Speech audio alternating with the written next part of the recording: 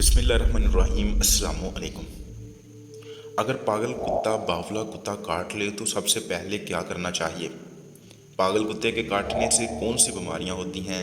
اس کا علاج کیا ہے؟ اور دیسی ٹوٹکے کتنے مفید ثابت ہوتے ہیں؟ کے ضلع لوئر دیر کے گاؤں ملک آباد میں رواں ماہ ایک کتے نے 6 بچوں سمیت 10 افراد کو کاٹ لیا۔ اس کے بعد نہ صرف اس کتے کو مارنے کے لیے کوششیں شروع ہوئیں بلکہ کتے کے کاٹنے کے علاج اور تدابیر کے حوالے سے بھی بحث شروع ہوئی۔ حالیہ واقعات لوئر دیر کے گاؤں ملک آباد میں اس وقت پیش آئے جب مدرسے کے 2 بچے واپس گھر جا رہے تھے کہ راستے میں باولے کتے نے انہیں کاٹ لیا۔ ان میں سے ایک بچے کی عمر 6 سال اور دوسرے کی 8 سال ہے، جو اب ہسپتال میں زیر علاج ہیں۔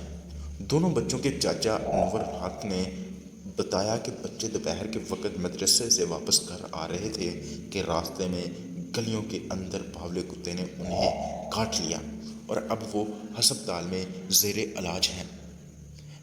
تعمیر گاہ ہسپتال کے ایمرجنسی یونٹ میں تعینات اعجاز حسین نے بتایا کہ اسی گاؤں کے 6 بچوں سمیت 10 لوگوں کو اسی کتے نے کاٹا تھا اور انہیں علاج کے لیے لایا گیا تھا۔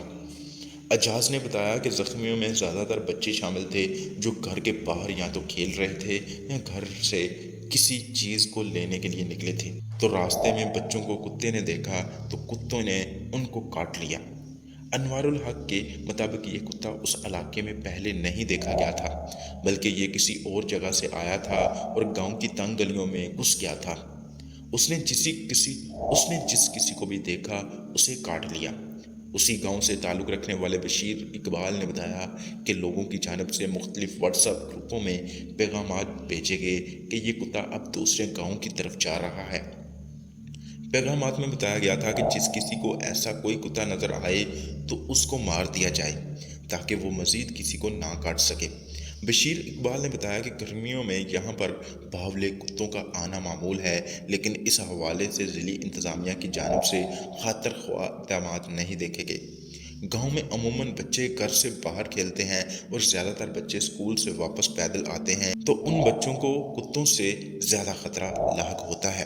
ان واقعات کے بعد علاقے کے لوگ کتے کو مارنے کے لیے باہر گشت کرتے رہے اور بالآخر اسے مار ڈالا گیا۔ علاقہ مکینوں کے مطابق اس کتے کو مارنے کے سوا کوئی حل نہیں تھا کیونکہ یہ مزید لوگوں کو نقصان پہنچا سکتا تھا۔ گرمیوں کے موسم میں عموماً کتے کے کاٹنے کے واقعات زیادہ رپورٹ ہوتے ہیں۔ ان اسطور میں اس حوالے سے روشنی ڈالی گئی ہے کہ کتے کے کاٹنے کے بعد کیا کرنا چاہیے، زخمی کو کتنا جلدی ہسپتال پہنچانا چاہیے اور کیا کتے کے کاٹنے کی ویکسین لگانا اہم ہے یا نہیں۔ اس حوالے سے ہم نے طب کے ماہرین سے بات کی اور یہ جاننے کی کوشش کی کہ کتے کے کاٹنے کے بعد انسانی جسم پر کیا اثرات مرتب ہوتے ہیں اور باولے کتے کا وائرس کتنا خطرناک ہوتا ہے۔ ڈاکٹر ضیاء الحق خیبر میڈیکل یونیورسٹی کے وائس چانسلر ہیں اور پبلک ہیلتھ میں خاصا تجربہ رکھتے ہیں۔ انہوں نے بتایا کہ کتے کے کاٹنے سے ریبیئرز نامی وائرس انسان کے جسم میں منتقل ہو جاتا ہے۔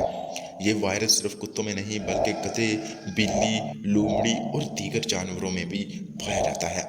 انہوں نے بتایا کہ گرمیوں میں یہ واقعات زیادہ ہو جاتے ہیں اور ایسے واقعات کو کم کرنے کے لیے ضلعی انتظامیہ کی جانب سے کتوں اور دیگر جانوروں کو ویکسین لگانی چاہیے تاکہ ایسے واقعات کم ہو سکیں۔ تاہم ڈاکٹر ضیاء الحق کے مطابق اگر ایسا کوئی واقعہ پیش آئے تو سب سے پہلے 15 منٹ کے اندر زخم کو پائیوڈینیا صابن کی مدد سے صاف کرنا چاہیے۔ انہوں نے بتایا، ہمارے ہاں زخم پر نمک چھڑکا جاتا ہے جو زخم کو مزید خراب کر دیتا ہے کیونکہ وائرس زخم کے مزید اندر چلا جاتا ہے اور یہی وجہ ہے کہ روایتی طریقوں سے اجتناب کرنا چاہیے۔ ڈاکٹر ضیاء الحق کے مطابق متاثرہ شخص کو 12 گھنٹے سے 1 دن کے اندر ہسپتال پہنچنا چاہیے یا جتنی جلدی ہو سکے پہنچایا جائے اور اینٹی ریبیئرز کی ویکسین لگانی چاہیے۔ انہوں نے بتایا کہ مراکز صحت میں طبی عملہ متاثرہ شخص کو چیک کرے گا۔ اگر وائرس کے پھیلنے کے اثرات مریض میں نمایاں ہو گئے تو بدقسمتی سے ایسے مریض کا بچنا پھر مشکل ہو جاتا ہے اور اسے پھر اینٹی ریبیئرز ویکسین لگانے سے بھی فائدہ نہیں ہوتا۔ امریکہ کے کلو لینڈ نامی مرکز صحت کے مطابق کتے کے کاٹنے کے پہلے 8 گھنٹوں میں مریض کو ہسپتال پہنچانا چاہیے اور اگر متاثرہ شخص ذیابیطس کا مریض ہے یعنی اس کو الرجی ہے تو انفیکشن کا خطرہ مزید بڑھ جاتا ہے۔ لہٰذا ایسی صورت میں جتنا جلدی ہو سکے مریض کو ہسپتال پہنچانا چاہیے۔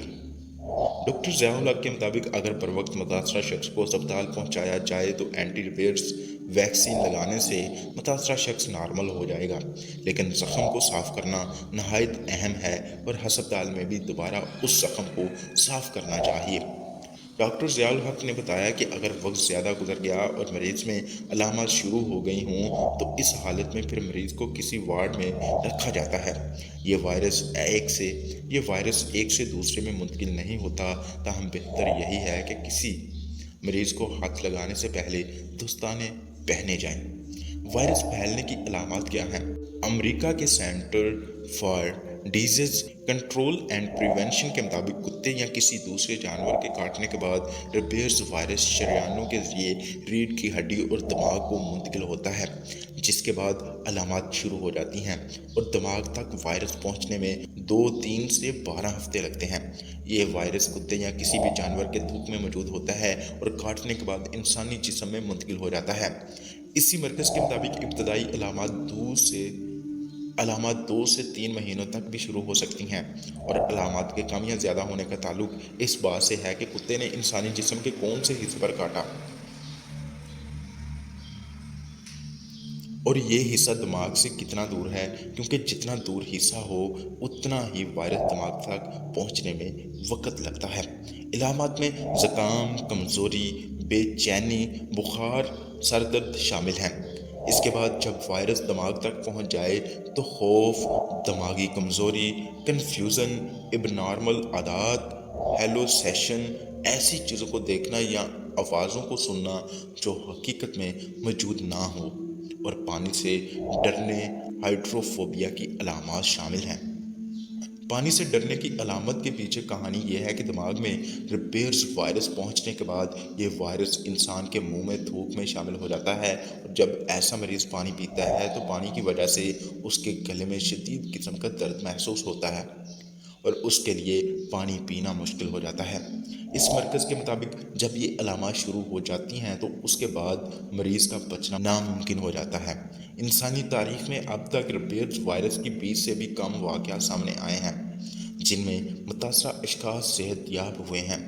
ہمارے معاشرے میں ایک عام تاثر یہ ہے کہ ایسے جانوروں کو مارنا ہی حل ہے۔